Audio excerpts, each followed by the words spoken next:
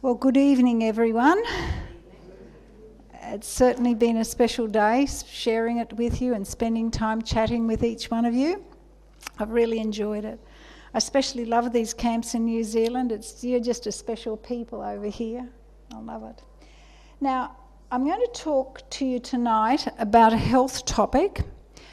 And the health topic is bordering on, I want to go through my slides rather fast tonight, but I want to talk to you on essential minerals.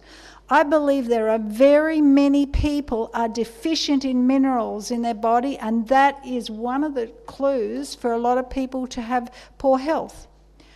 Now, I'm just going to share with you, as obviously there are many minerals, I'm going to share with you 3 specific minerals tonight, and I'm just going to talk a little bit about them and how we can obtain them quite relatively easy in our diet. Okay, the minerals that I'm going to talk to you today about are iodine, magnesium, and borax. Now, first of all, I'm going to talk to you about iodine. Iodine, the history of use goes back many years to 1811. It was discovered. And around the 1950s, it was erroneously taught that it could be toxic to the thyroid if more than 2 milligrams per day was consumed. Today, the average daily consumption of iodine is about 1.138 milligrams per person. Now, that's quite a lack. People are not getting enough iodine in their diet. Now, where is iodine stored? It is stored in the thyroid gland, salivary gland, cerebrospinal fluid, and the brain, membrane enclosing the fetus and afterbirth, breasts, ovaries, and the clear fluid that fills the front of the eyes. So it's quite found in many different places in the body. Okay, now we've got a particular problem when we have iodine. Now, there's something called a halide, which is a mineral. It's a mineral that inhibits thyroid function. So if we take halides into our body that capture iodine, they capture the iodine, and if we are exposed to the iodine, we do not absorb it. So we have a problem. We excrete it. Now, the first one is bromine. Now, where do you find bromine? Basically in your bakery products. Cakes, biscuits, bakery products, pesticides, soft drinks, some toothpaste and mouthwashes, hair dyes, perms, preservatives and cosmetics, seat armrests, door trims in your car, fire retardant in fabrics, and flavoured vegetable oils. Yes. Your normal bread. Supermarket bread, bread from bakeries, any of that. It is going to have bromine. Now remember, when you have bromine in your diet, your body will not absorb iodine. That's the clue. Remember that. So if you're having products that have bromine in it, you have a problem. And by the way, unrefined salt helps with the removal of bromine. Just remember that too. Now, there are some more halides. There's 4 halides in all. One is fluoride. Now, if you are still using fluoride toothpaste, I would urge you to reconsider it because it is stopping you from absorbing iodine in your diet. Okay, so remember, even if you have it in your diet, you're not going to absorb it. Now, fluoride is linked to fluorosis, hip fractures, bone cancers, lower intelligence, kidney toxicity. And it comes obviously in town water supplies and your toothpaste. But it's in many things. It's not just these things. But I just want to give you an overview of these things. Remember, I'm not going into great detail in these talks, but I want to give you an overview so you will understand. It is also found in chlorine. Where do you find chlorine? Swimming pools and your town water supplies. It is found, there's another thing called perchlorate, which is found in car airbags, leather tanning and fireworks, but some groundwater. Now, this is the thing. It is found in some groundwater, and some people getting it into their body through just groundwater. They maybe have well water or bore water. Because it's permeated throughout the world. It's come from rocket fuel originally, and it's been absorbed into the water supply. Now, there's something else that stops iodine uptake in the body, and that's goitrogens. Now, where do you get goitrogen? Well, goitrogen comes from the vegetables, from the cabbage family, contains a goitrogen named goitrin. And it comes from cabbages, kale, cauliflower, broccoli, turnips, Brussels sprouts, mustard greens, and soy products. So it's found for all of these things. And lots of these foods need to be eaten, but could tip sensitive people. Okay, so you just got to watch your cabbage families if you're a little bit sensitive to it. So you need to be careful about that. Now I'm going to look at some of the health benefits of iodine. First of all, it controls your metabolic rate. This includes absorption of food, sleep cycles, influences heart rate, blood pressure, body weight and temperature. Some people who might have an underactive thyroid have a low body temperature, or in the alternative, they may have a high body temperature if they've got a hyperactive thyroid. But it boosts energy levels. So that's another thing. So we can see that we need to have, everyone needs boosted energy levels today. Everyone's really needs it. Healthy nails, hair and teeth, and it speeds up hair growth, increases follicle strength. Okay, so the other thing is it is needed for reproductive system, for growth and maturity of reproductive organs. And it is also used, and it helps prevent stillbirths or neurocognitive conditions, fertility, and it's needed for breast milk. So it's needed for many, many different functions in our body, all throughout our body. And what's happening? By the way, too, the fraction of that, probably most people are getting about 1/14 of what they need. It boosts immune system strength, it scavenges free radicals, defense against heart disease and cancer. And the other thing is, if you have a low thyroid, you have hypothyroidism. This is an underactive thyroid, and it slows down all body processes, and the chemical balance in your body goes off track. And for example, you get an increase of weight. But that's not the only thing. Hypothyroidism causes a lot of problems. If anybody has got an underactive thyroid, you know it, and you realise there's a lot of implications in it. But then we have, on the opposite, we have the hyperthyroidism, which is an overactive thyroid, and this speeds up all your metabolism in your body, and you just get so hot. You're hot, hot, hot, hot. Your body is burning heat. You just seem to burn up so much heat. Both hypo and hyperthyroidism may be caused by thyroid issues that iodine may prevent and even reverse. It is needed for reproductive system, for growth, maturity or reproductive organs, prevent stillbirth or neurocognitive conditions, fertility and breast milk. It boosts immune... I'm sorry, I've gone backwards here. I've gone the other way. I pressed the wrong button. Prevent chronic fatigue, fibromyalgia, fibrocystic breast disease. It stems from iodine deficiency. Fibrocystic breast disease. How many women have fibrocystic breast disease? It's very common. Who's telling them that it's from iodine deficiency? Diabetics. Now there's Dr. David Brownstein is an American doctor who is pretty much has written some quite impressive books on the use of iodine, and I've read these books and they are fantastic. And he is saying that iodine helps decrease insulin needs in diabetics when they use 50 to 100 milligrams of iodine a day. Cancer prevention. Studies have shown that cancer cells shrink after being injected with iodine. Breast and thyroid cancer patients have low iodine levels. It regulates estrogen. production in the ovaries, regulates estrogen balance. Infertility and miscarriage are both associated with estrogen dominance and progesterone deficiency. Okay, it reduces mucus catarrh and sinus and intestines. Okay, in sinus and intestines. It cleanses and detoxifies lymph and acts as a vacuum cleaner in the blood and helps lungs. So people have a lot of catarrh, mucus. Who's telling them? Iodine.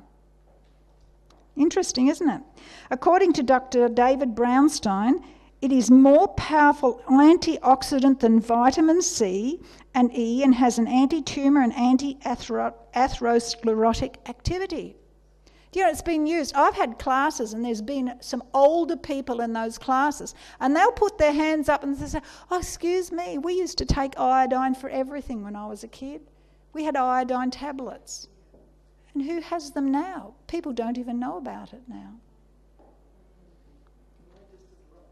Yes? We have 4 bottles of iodine left on the shelf there and we do stock it regularly, so if anybody wants it... Okay, so did you hear that? Hope has iodine on the shelf and they stock it regularly. Only 4 bottles. At the moment, you can easily get it though. It's important to get good quality iodine anyhow, but anyhow, we'll talk about that later. It makes us smarter. Now, everywhere I go, I hear the same thing. People are losing their cognitive function. There is absolutely no doubt that above everybody, it seems to be they are losing it. Why? There's multi-factors involved in it, but iodine is one. It's not the only one, remember, but it's one. So it helps with mental functioning. Now, I want you to listen to this. It displaces and chelates lead, increases brain circulation, and sharpens the mind. What is brain chelation is when you've got toxins in your brain, it will actually go into your brain, it will claw, it will grab those toxins and will take them out. If we've got heavy metals in our brain, we cannot get rid of them. You cannot detox from heavy metals in your brain unless you chelate them out. You get something to go in and grab hold of them and pull them out. Only way to do it. Iodine is something that you can use. Remember that. It sharpens the mind. It says it destroys pathogens, mould, fungi and parasites. Now listen to that. Very important. We've been bombarded with fungi and parasites in the world. It is the most powerful antibiotic we have, and it is not patentable and can treat uncontrollable resistant infections. I've actually bought a stock of iodine at home. I've got quite a bit put aside. You never know when we need it. Okay, it prevents heart disease. Hypothyroidism leads to weakening the heart muscle, causing cardiac arrhythmia. It ensures the apoptosis, or the programmed cell death, is essential in the formation of new organs and removal of malignant cells like cancer or diseased cells. Dry skin, trouble concentrating, constipation, cramps, leg swelling. These are all problems with iodine deficiency.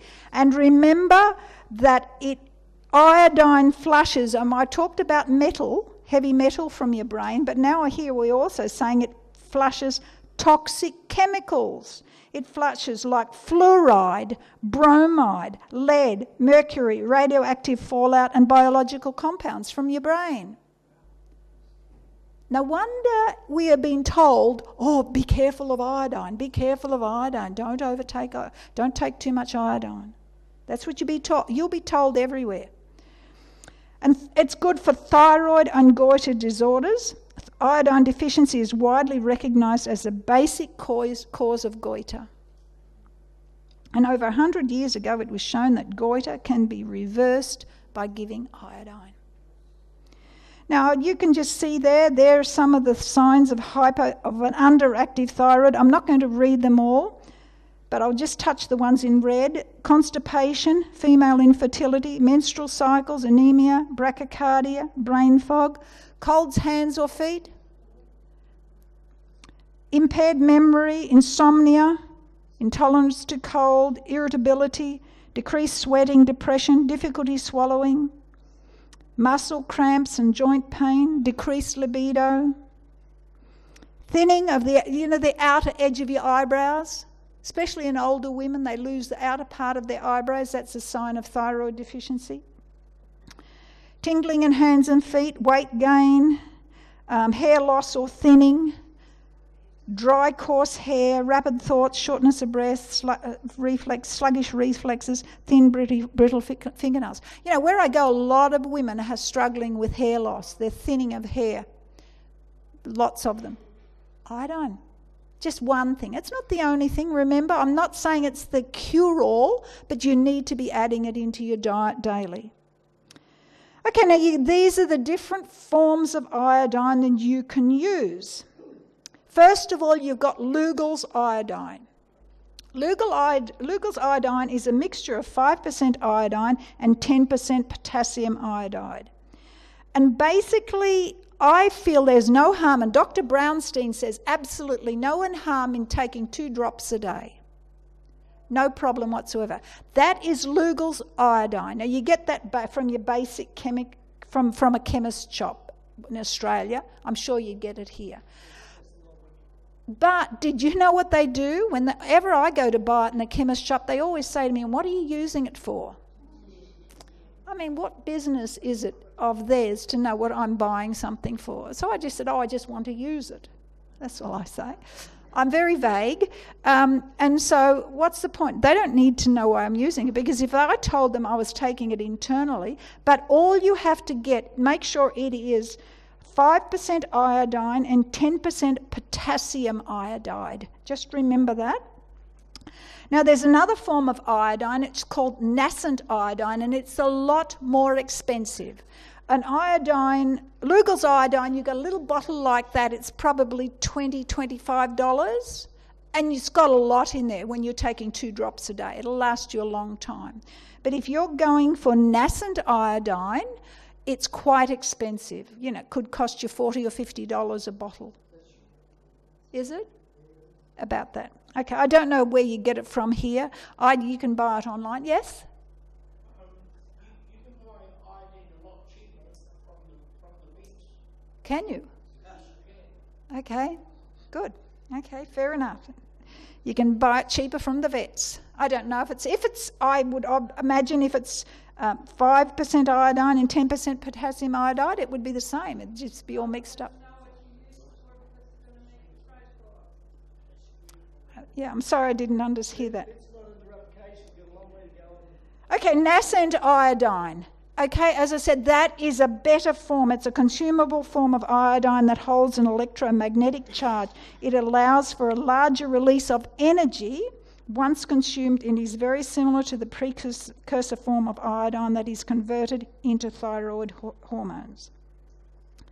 Okay, now, so how much to take? Now, this is how you self-test for it. What you do is you paint paint some iodine on your soft skin of your body, meaning on your belly, on your inner thighs, on your inner arms. Paint it on there, and if it absorbs in less than 5 hours, you are extremely deficient. If it absorbs in less than 10 hours, you are probably deficient, and even in less than 24 hours, you may be deficient. And if it remains only slightly lightened after 24 hours, then your levels are consumed normal. Remember, you can take iodine. I don't always take it internally using drops. You can also take it and put it on your skin, and you will find you'll absorb it, and it'll be fine.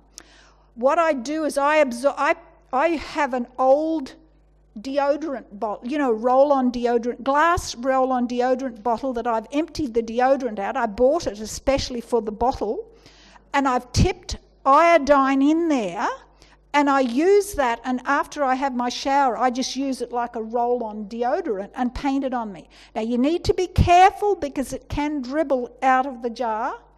Just remember, so don't stand on your nice fancy bath towel in the shower after you had your shower. Just remember that. But you can that's what I use, and it's quite successful. So you just paint it on your soft skin of your body, and I just do it once a day.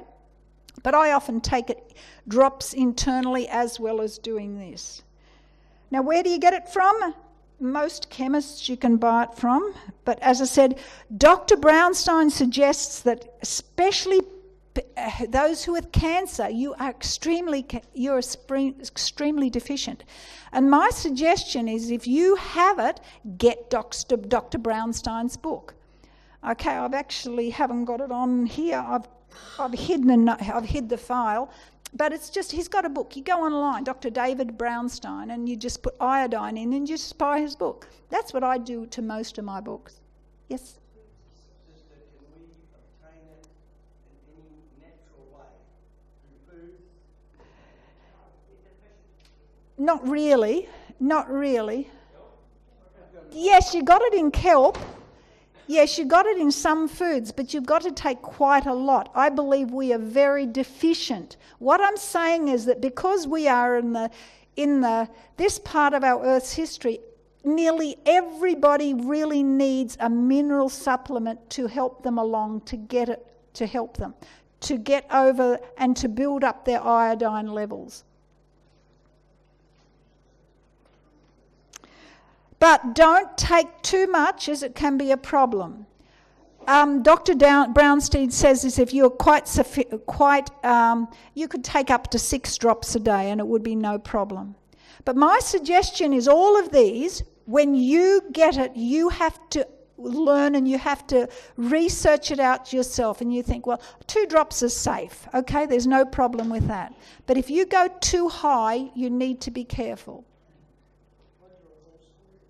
Pardon? You do whole squirts, okay.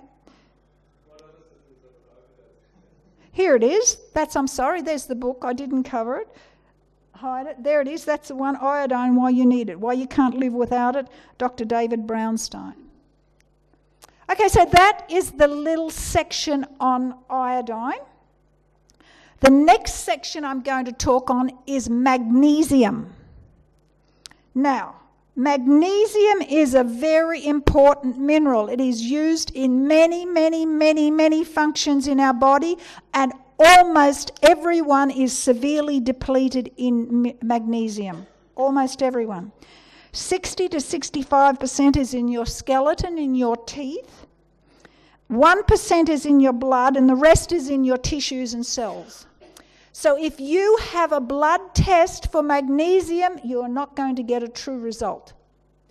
It's not going to get, because only 1% is in your blood. It's in your tissues and in your cells. So we need to realize, how do we get magnesium? And we're going to talk a little bit more about it. And magnesium, the highest concentration is in the brain and the heart. And it's used for every organ. But when magnesium deficiency becomes chronic, we suffer the symptoms of heart disease. Yeah, I've got a book at home on heart health by Dr. Carolyn Dean on magnesium, and she says when people are in cardiac arrest and they bring in the ambulance, she said many times they just inject magnesium straight into their heart. Magnesium. I had a friend who has recently had a quadruple bypass, and she says the reason they've told me is because I've been severely magnesium deficient. Excuse me, Kaye. What percentage of people would be deficient in magnesium? What percentage? Look, I don't know the exact percentage. And look, can I just ask you, I really haven't got time to answer too many questions during the talk. Just hold it, because I'm trying to think of everything I go, and it just gets me off track. Okay, magnesium is used in emergency room cardiac, intensive care for cardiac arrest. But the highest concentration, remember, is in the heart and the brain. Mental and physical stress uses up magnesium rapidly. Remember that. People, they get these palpitations. We'll talk about that, because as adrenaline affects heart rate, blood pressure, vascular constriction and muscle contraction, actions that all demand a steady supply of magnesium for smooth function. So you've got heart problems, you've got palpitations in your heart. Guess what you need? You just need magnesium. You don't need anything. I'm not saying you're not to go to the doctor. Please don't misunderstand me. But you know something? I've had palpitations in my heart, and you know, the moment I take magnesium, they stop. Simple as that. And I know that my magnesium is down. Why? Because I just said stress reduces your magnesium level in your body. And I know for heart health, you also combine it with hawthorn berry and cayenne pepper. But specifically, hawthorn berry is the heart food. So I have hawthorn berry magnesium every day, and I haven't any problems ever since I'm doing that. But if I forget, that's when all of a sudden, and you're under stress, all of a sudden you can get palpitations in your heart. Or muscle contraction. Depression. Depression is related to a magnesium deficiency. Serotonin, the feel-good hormone, requires magnesium in its delicate balance of release and reception by cells in the brain. The body does not retain magnesium very well, so heavy sweating, exercise, menopausal women leads to panic attacks. Why? Panic attacks? Magnesium deficiency. It can cause neurological dysfunction in the brain, which leads to depression. Cells need magnesium. So not just our cells. It is needed for strong bones and teeth, balanced hormones, a healthy nervous and cardiovascular system, and well-functioning detoxification pathways. Now listen to that detox. I'm trying to get you to how to detox inexpensively.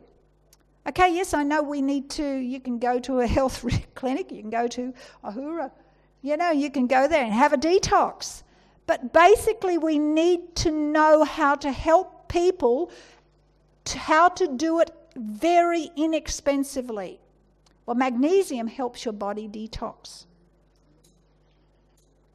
Magnesium, along with calcium, regulates electrical impulses in the cell. And cellular channels allow minerals to enter the cell only as long as needed to conduct an impulse. It is then ushered out by magnesium once the task is fulfilled. So we've got magnesium and calcium in a balance. But you have to have magnesium there. You cannot have an excess of calcium without the right balance of magnesium. When excess calcium enters the cell because of the insufficient magnesium, muscle contraction is sustained for too long, and we suffer, for example, twitches and tics in mild cases.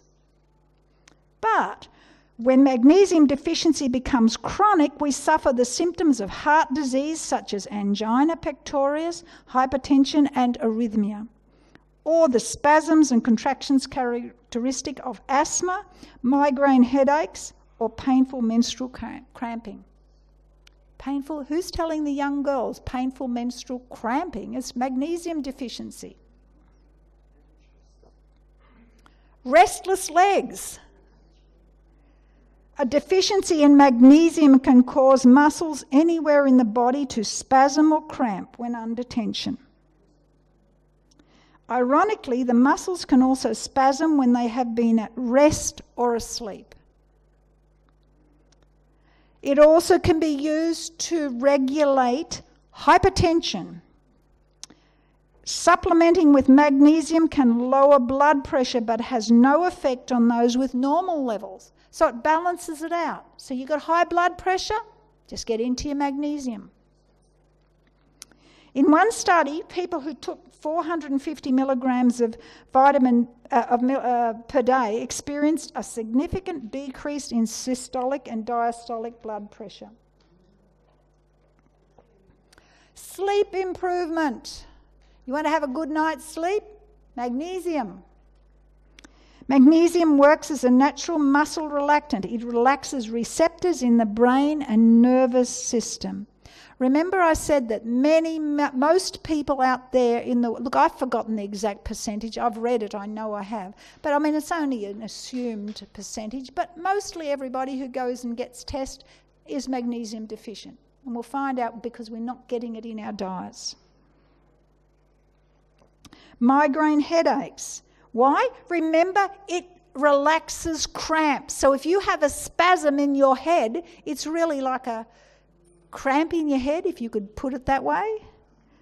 And many headaches that are caused by muscle contraction and uneven blood flow to the brain. So once you get that relaxed, all of a sudden you've lost your migraine headache.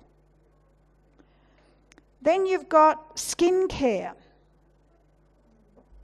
Magnesium has been shown to break apart different fats and oils and therefore can help aid reducing skin oiliness. And you know what it's like if you've got the problem with severe acne or rosacea. It also reduces stress, acne, skin irritation such as acne and rosacea. So you've got these people, they don't know what to do. They're trying everything. They don't know where to go. Magnesium deficiency. Now this also regulates diabetes. Remember I said iodine can help regulate diabetes. 48% of diabetics have low levels of magnesium in their blood. Their muscle and liver cells are unable to properly absorb sugar from the bloodstream. And in addition, the high levels of insulin lead to the loss of magnesium in the urine, further reducing your body's level. So you're losing this. Another one is gut health. Irritable bowel syndrome, leaky gut, candida and other gut disorders can severely limit the amount of magnesium that the body will be able to absorb. So if you've got leaky gut, you've got irritable bowel, you've got any of these digestive tract issues, you've got a problem. And I tell you what, they are everywhere today in society. People everywhere have gut issues. Why? Because of what we've been bombarded with in our diets. Whether we're eating gluten will rip holes in the lining of your gut. And so will your genetically modified foods, so will your sugars, so will so many things that it can be implicated. Older adults often produce less hydrochloric acid, which can impair mineral absorption in general. So as you get older, you naturally you're going to absorb less magnesium out of your diet. So you need to be careful to supplement you. Sometimes I think to myself, God has been so good to my husband Peter and I. Our health at this stage is quite stable. We don't take it for granted, but we believe that God has blessed us because we have been faithful. For years and years, we've been doing all these protocols. We take barley green, we take many different herbs. Now we've added all these things into them for a number of years now, and God has been so good because I believe it's really those essential minerals that most people are not getting. Many people don't get them. And really, it shows on you as you get older. You can sometimes get away with a deficiency when you're younger, but when you're older, you can't get away with it because all of a sudden your body will start breaking down. As many of my peers know. Its anti-inflammatory effects. Low magnesium intake is linked to chronic inflammation, which is one of the drivers of aging, obesity and chronic disease. Low magnesium level leads to high blood sugar, insulin and triglyceride levels. It also improves PMS symptoms, including water retention, abdominal cramps, tiredness and irritability. Do you know there is an absolute epidemic of young girls with PMS problems? Incredible cramping, flooding, all these things. The young girls are being bombarded with it because they've been exposed to so many estrogens, they've been plastics, they've been to so many hormones, they've been exposed to so many pesticides and herbicides, and you name it. And then they have the hormones in their meat, as I thought, the hormones. And I think, these poor young girls, how are they ever going to have a normal monthly cycle.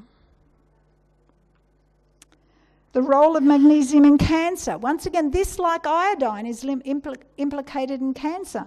The higher intakes of dietary magnesium were associated with a lower risk of colorectal tumours. The researchers noted magnesium's anti-cancer effects may be related to its ability to reduce insulin resistance, which may positively affect the development of tumours. It also triggers many other medical conditions. It helps the body detoxify from other environmental chemicals, heavy metals and other toxins. So it also helps detoxify from heavy metals. Remember I said to you, we want to detoxify from those heavy metals. They're the ones that are causing our brains to fog up. Heavy metals in your brain reduces you. The long-term effect of heavy metals in your brain is Alzheimer's. That's the long term. So if you know that you're starting to get brain fog, you need to start detoxing your brain by using these particular things. They can help. It's not the only way, but there's some ways you can start. It creates energy and activates muscles and nerves, helps digest protein, carbohydrates, fats, serves as a building block for RNA and DNA synthesis, and acts as a precursor for neurotransmitters by serotonin. So, can you see all of the things? It helps. Countless things. Early signs of magnesium deficiency including loss of appetite, headache, nausea, fatigue, weakness, and ongoing magnesium deficiency can lead to more serious symptoms including numbness and tingling, muscle cramps and contractions, seizures, personality changes, abnormal heart rhythms and coronary spasms. And magnesium protects from neurological diseases. Now, Dr. Carolyn Dean, she is this researcher who is really pushing magnesium. She's talking a lot about magnesium. I've got her book at home and I think to myself, this woman is very, very clued up on magnesium.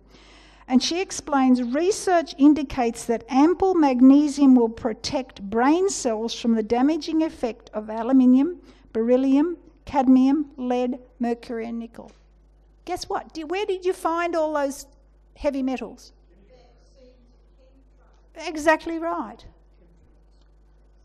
So these are some ways we can protect ourselves, and I don't believe you're going to get full protection, but there are ways you can do what you can do. You've got to try to do what you can do.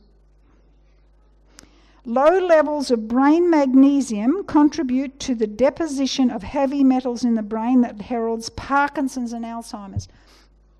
Did you know, and I think the next slide is talking about it the same as neurological. It appears that the metals compete with the magnesium for entry into the brain cells. If magnesium is low, metals gain access much more readily. And there is also competition in the small intestines for absorption of minerals. If there is enough magnesium is absorbed, aluminiums won't be absorbed. So we can see we need to get it in. Now, it's really interesting. My daughter works in OT department in our local hospital. She triages and she checks out all the people who are coming in. She said she is just so amazed with the people now. She's been working in this job for probably 30 years. She cannot believe the amount of people that are now coming in with neurological diseases like motor neuron and MS and Parkinson's. She said it's like, it used to be 1 every 6 months years ago. Now she'll have 5 a week. It's incredible. There are so many neurological diseases. And we know, I really wouldn't know how to help anybody with motor neuron. Once you get it, I really have no idea. But who knows? I believe God could point somebody to healing, but I have no idea at this stage. Now, where do you get it from? Factors that influence your magnesium levels. It needs to be in the soil for a start. And where do you get it from? Your leafy greens, seeds, tree nuts, whole grains, certain wildcrafted herbs, kelp, and most sea vegetables. Celtic Sea is a good source, but you lose it by having foods with glyphosate in it. Now that is contaminating much of our food supply. Glyphosate, your weed killer, or your herbicide. Cooking and processing, Roundup, yes, Roundup. Cooking and processing, alcohol in excess causes magnesium loss, sugar, soda and caffeine, and menopause, and an unhealthy digestive system. So we got a lot of things against us. We really have. And also calcium and magnesium have a partnership. Now, healthy ratio of calcium to magnesium in the diet should be about 2:1 or 1:1. Now, but for many it is 5:1 to as much as 15:1. People are taking in far too much calcium and nowhere near enough magnesium. So, the balance of these two minerals is very important. Now, there's lots of different magnesiums on the market, and I could name them all, which I'm not going to worry about now. What I would suggest you do, if you wanted to take magnesium orally, you can do it two ways, orally and transdermally, and I'll talk about both of them. Go to a health food shop, get yourself a good magnesium. Do you sell magnesium powders here? Okay, there you are. Go to Hope International. Get yourself some good magnesium. You really need to supplement yourself with magnesium. And you can't... Pardon? Well, you'll find that most people who are supplying it, they will research it. Yeah, research it. Okay? If you take too much magnesium, you will just get diarrhea. You can't overtake magnesium. So if you're getting diarrhea from your magnesium, you just cut back. You're taking too much. Okay, those with renal insufficiency or kidney disease, extremely low heart rate or bowel obstruction should avoid magnesium therapy. You can get it in Epsom salts. You can take a bath in Epsom salts. You can have and we know Epsom salts is used for aches and pains, to detoxify. It can be used intravenously. It can be taken in baths, 2 cups in a bath. But it is not as good as magnesium chloride. Okay? That's magnesium sulfate. It is not as good. Magnesium chloride is much better, and you can use it in a bath, but it's somewhat more expensive. But it is better. It is much more easily absorbed and metabolized by the body. And you use this transdermally. Do you have magnesium oil here? Okay, not sure. You can make your own. You can get magnesium flakes. Magnesium oil is quite expensive, but I make my own all the time. It is not really oil. It is just magnesium flakes diluted in hot water. You put it in a saucepan and you dissolve them with water. And that is your magnesium. They call it magnesium oil. It feels a little bit oily on your body. It actually feels a bit prickly too, till you get used to it. But you've just got to put up with some things in life. I'm sorry. Not everything is going to be smooth sailing.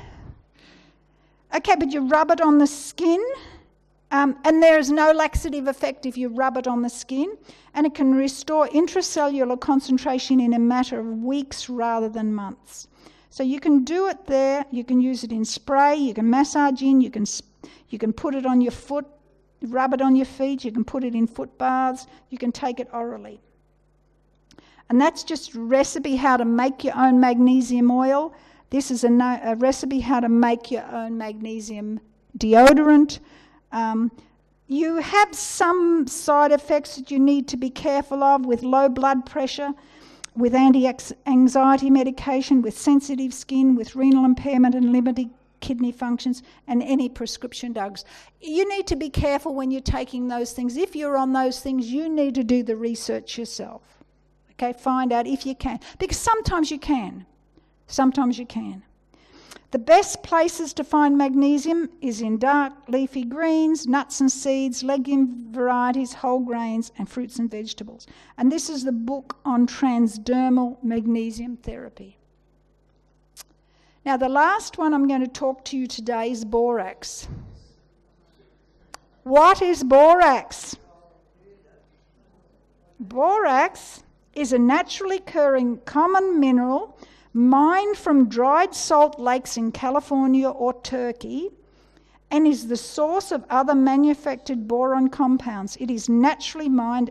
There is no synthetic borax. In solution, borax is strongly alkaline with a pH between 9 and 10. Now remember, pH 7 is neutral. And its good diets provide some boron per day, but chemical fertilisers inhibit the uptake of boron. Just remember that. And due to their content of boron, borax and boracic acid have basically the same health benefits. So whether you're talking about boron, borax, or boracic acid. Now I got all this information by Dr. Rex Newman, a PhD, and he's also I think he's a naturopath. He actually got arthritis in the 1960s and didn't know how to cure it. Went to the doctors, decided to start taking a bit of borax every day, and within a very short time, in 3 weeks, all the pain, swelling and stiffness disappeared. I'm hearing this from a lot of people who are on borax. They say it is wonderful. Somebody I know has got quite extensive calcium lumps deposits on the knees and the ankles, and they said since she's been on this, they're going down. She really swears by it. She's so happy that she found out about it.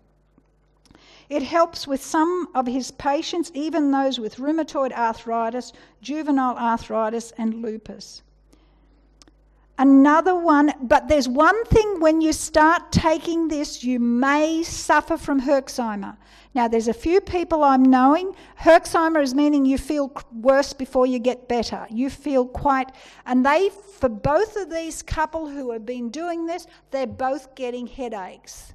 And they know it. They said, the moment we take borax, we get a headache. But if we don't take it, we don't get it. And I said, that's your body doing its cleansing. You have to put up with that until you get over that hump, and once your body starts to clean out, fine. But remember, you may get that with these things. They must persevere. In another 2 or 3 weeks, the pain and swelling and stiffness will be gone. Now, you use it for osteoarthritis.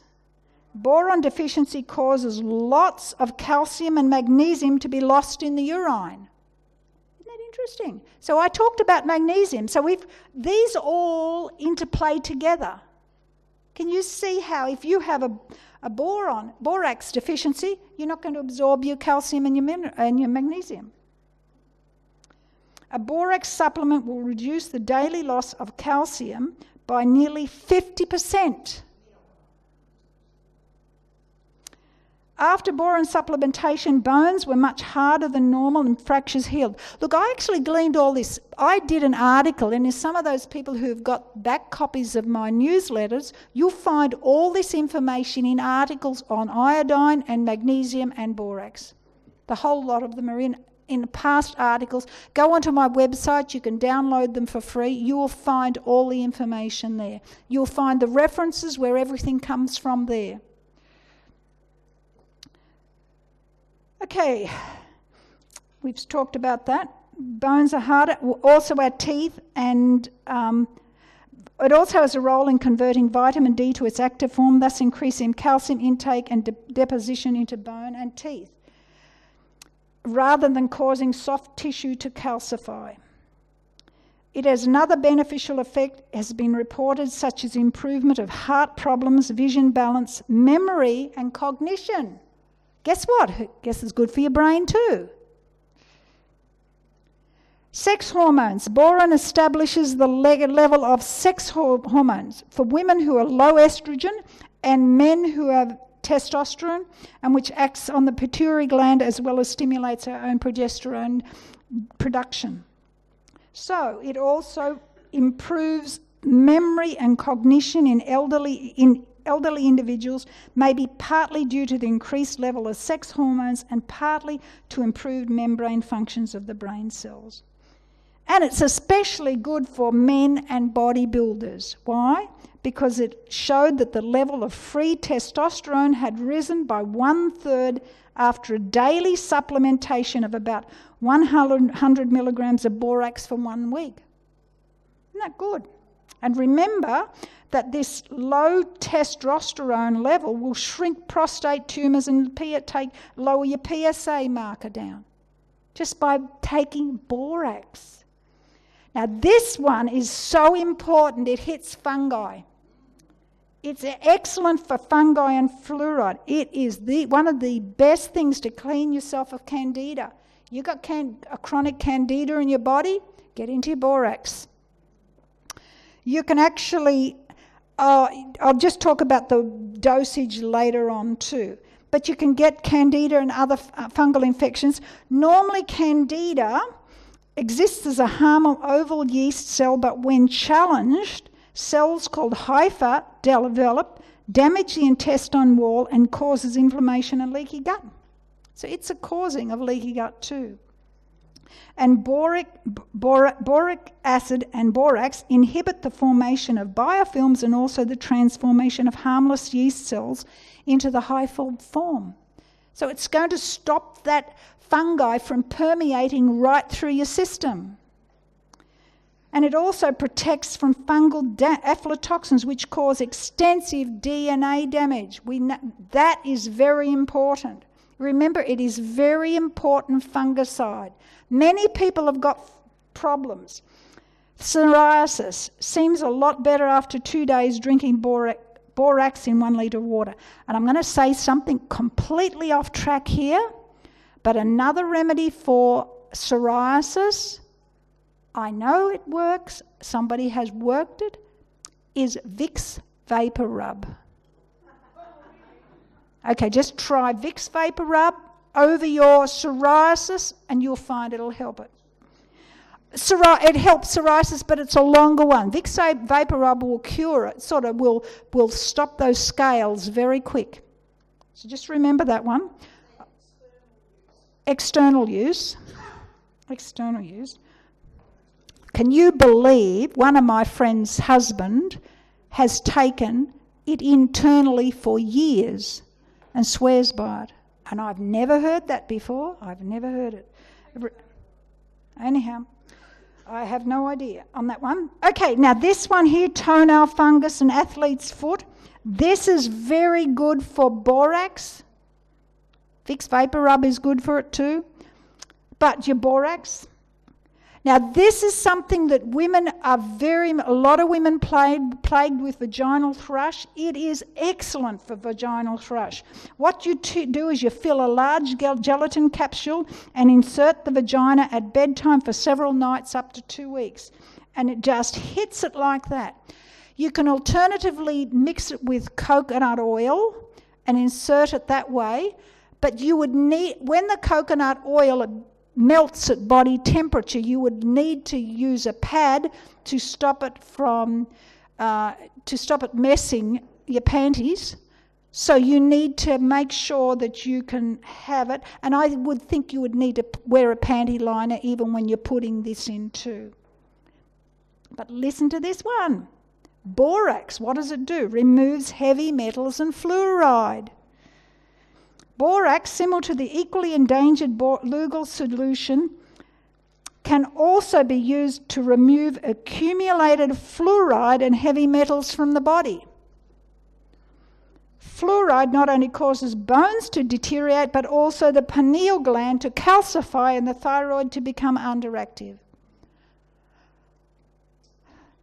I could talk about this for ages, but I'm just purposely keeping on track here just to get you the information. But you can see how important such a simple, cheap thing is.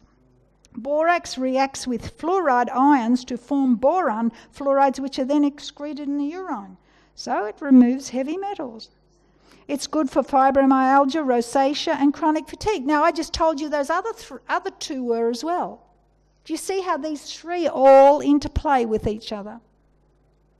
Now, this one here, she's just using 1/8 of a teaspoon of borax and 1/8 of a teaspoon of salt in a litre of filtered water for 5 days each week. That's all she's doing. And within weeks, her face was cleared. Calcification. Drink it. Calcification on bones.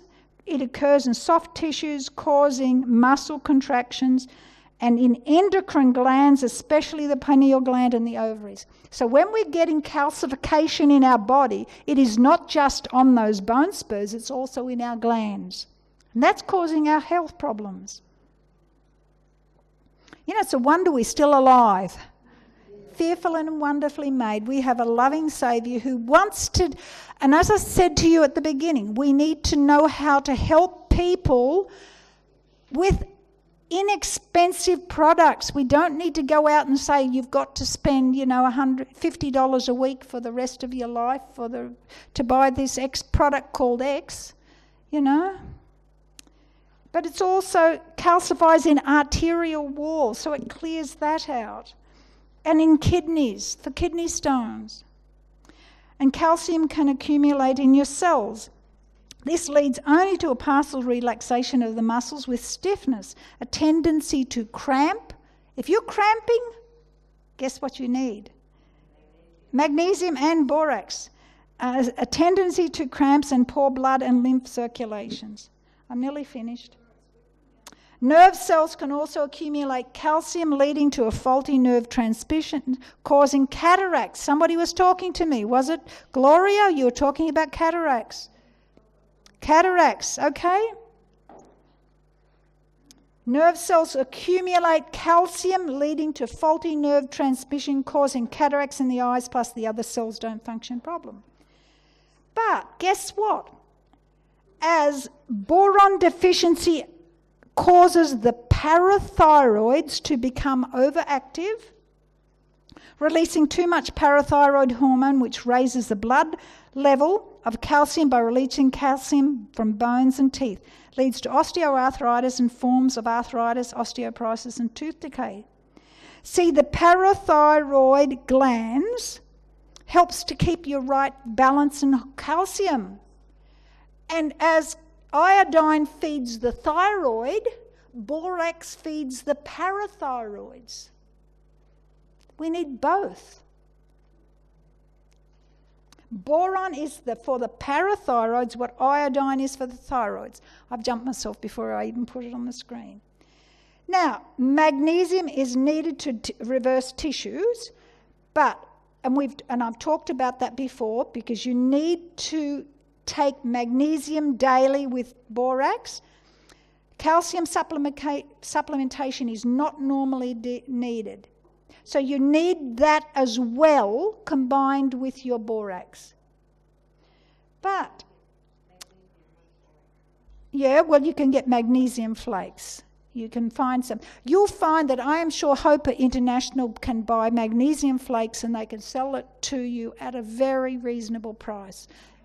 And the shops out there sell magnesium quite expensive, but it's not that expensive. Hope International, I'm sure, will get it because I've got it. I get it in for my customers in Australia, and it's just cost too much to ship it over here, but it's not at all expensive. I sell a little bag for like $7. That would last you for months. Where to buy in Australia and New Zealand? In the laundry and cleaning section of the supermarket. That's where you get it from. Okay? And remember this, there is no food-grade borax available or necessary. All borax is the same and natural and is usually mined in California or Turkey, whether it has been packed in China or any other country. This is something you just... this is the one I'll show you in a minute, the picture of the one. I've got it here, of the one I use. 99% pure borax is the legal standard for agricultural grade borax. Remember, this is all from Dr. Walter Last, all his research. This PhD, he's talking about it. Up to 1% mining and refining residues are permitted, and boric acid, if available, may be used in about 2/3 of the dose of borax, but it is not for public sale in Australia. Now, this is what I buy. That's from the supermarket. And that pot in Australia probably costs about $6. And that would last me for 3 years. Honestly. That's how cheap it is. And I just smile because you know something? God's remedies are cheap. You don't need to spend an arm and a leg for true remedies. You know, if you get onto these sort of things, they are not expensive. And how much do you take? Well, I would suggest firstly you dissolve about 1/4 teaspoon in 1 litre of water and take it during the day, like spacing it out during the day. And you need to drink more than 1 litre, but just put it in 1 litre, and that was your 1 teaspoon a day. But standard dose is just a small pinch of borax in 1 litre of water taken during the day. That's all you need. You don't need much. You just need a little bit every day. And government health agencies are concerned about boron toxicity, yet it is far safer to use than table salt. And everyone who goes and buys that tub of borax says to me, and they look on it and they say, "Oh, it says it's poison. Not to use." I said, "Look, take no notice of it. Look at me. I've been using it for years. I'm not dead." Table salt is 50 to 100% more toxic than borax. It changes the DNA and is mutagenic. While borax is harmless in this regard, yet to be sensible, do not overdose. Okay, so we finally got there, and we're pretty much out of time, aren't we, Peter? For what? Is it? Borax in your eyes. Yeah.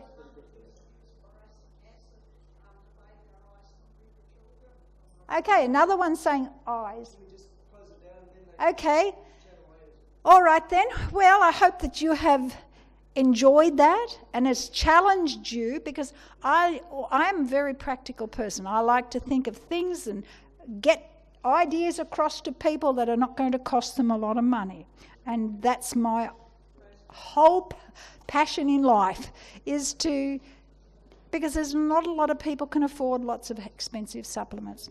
Okay, so I think we'll just leave it there. Thank you so much. Maybe we'll take some questions, but first of all, we'll just close in prayer. Maybe if we kneel.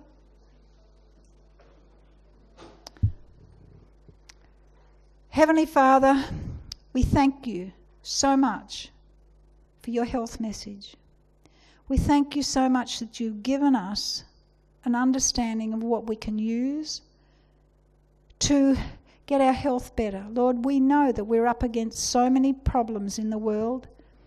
So much Satan has been at work trying to infiltrate our health. And Lord, we know that you have simple methods for us to regain our health. And we just want to trust you that you led us to these simple remedies.